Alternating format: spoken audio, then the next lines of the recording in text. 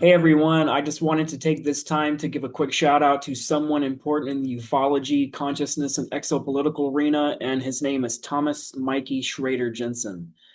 Thomas and I spoke at Miles Johnson's Bases 2025 International Disclosure Conference in England back in December, and his presentation really blew me away. I followed Thomas's work for years, going all the way back to when he and Billy Carson first started identifying anomalies together and taking anomaly hunting from an unknown practice and turn it into a public obsession. And I've watched him stay consistent in how he approaches this kind of work, being image focused, methodical, and evidence based.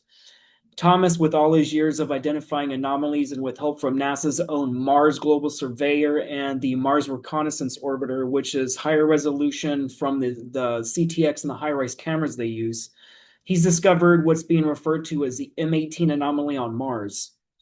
I have personally seen this imagery with my own eyes up close on a 10-foot by 20-foot projector screen, not screenshots, not reposts, not actual. These are literally the actual NASA images that were supposed to have been burned and destroyed and that were hid from the public, that were not airbrushed and survived the censorship. And what it appears is none of this is random geology. It presents as something constructed as being either built by intelligence, either a ship, a base, or some kind of corporate style structure built directly into the Martian rocky strata with curved surfaces that feels intentional, what looks like glass or composite material, and a placement that suggests it's designed to overlook an entire valley. And this thing is huge. Um, this thing is literally hidden from ground level, which makes it extremely suspicious to think it's natural with its sheer size. That placement matters more than you can fathom. I think this thing is like way bigger than I think 170 meters. That is freaking massive. That's way bigger than you can imagine.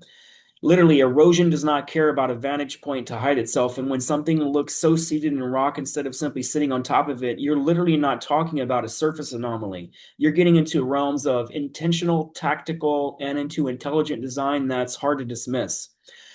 I've always wanted to be involved in work like this and join the Anomaly Hunters crew because due to my traumatic brain injury from hitting the wall at 120 miles per hour and giving me brain damage, it also inadvertently allowed me to have the ability to naturally notice patterns, anomalies, out of sync background noises that don't line up. And to me, it's an instantaneous slap to the face. And I'm like, oh, what was that? By simply recognizing when symmetry breaks when it shouldn't.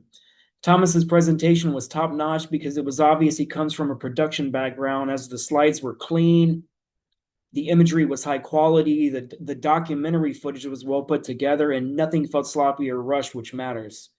Because serious material falls apart if it's presented poorly, and this was not. This was an amazing presentation.